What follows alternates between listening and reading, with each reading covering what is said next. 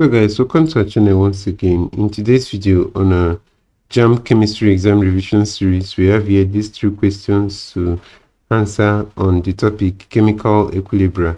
So guys, this video will be all about factors governing equilibrium position. So ensure to stay till the end of this video. Also, if at any point you feel you want to answer any question here in this video, you can always pause the video and try out to see if you can answer the question even before we provide the answer thereafter. So let's quickly start with the first question here. It says, in the reaction above, high pressure will favor the forward reaction because A. Reaction is in dynamic equilibrium. B. High pressure favors gas formation. C. The reaction is exothermic. D. The process occurs with a decrease in volume. So guys, the answer to this question is option D, and that's because the process occurs with a decrease in volume. So high pressure favors the forward reaction here because it occurs with a decrease in volume. This is actually seen here as a decrease in the number of moles of the gaseous species.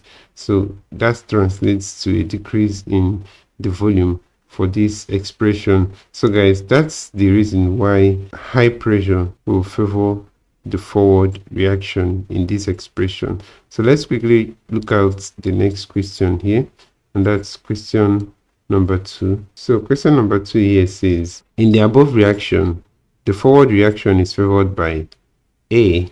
Increasing the pressure, B. Increasing the size of the containing vessel, C. Increasing the temperature, D. Adding a catalyst. So guys, here we can see this expression and we see that delta H is positive. So when delta H is positive, it means that this reaction is endothermic. So if it's endothermic, increasing the temperature will actually favor the forward reaction, and that's the answer to this question. So let's quickly check out the next and the last question here, and that's question number 3. So question number 3 here says, which of the following will increase the yield of R? So A is removing some S, B using a larger closed vessel, C increasing the temperature, D adding a positive catalyst. So guys, according to Le Chatelier principle, if a dynamic equilibrium is disturbed by changing condition, the position of the equilibrium moves to counter the change. So guys, already we know this principle. So in this case now, removing some of the S here, which is actually at the product side, will shift the equilibrium to the right, increasing the yield of the product. So that's it by that, and the correct answer to this question will be option A here.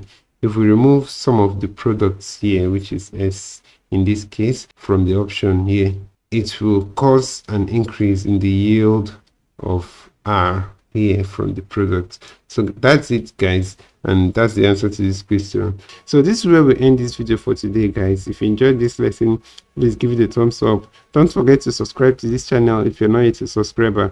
Also, if you have any specific question regarding this video, you can drop your question on the comment section below and we'll ensure to give you a response. We also want to encourage you guys to join our YouTube channel membership by clicking on the join button below guys, in order for you to gain access to all the information we have for you on JAMB updates. This will help you a lot guys as you prepare for your JAMB examination. So thank you for watching this video and see you on the next one.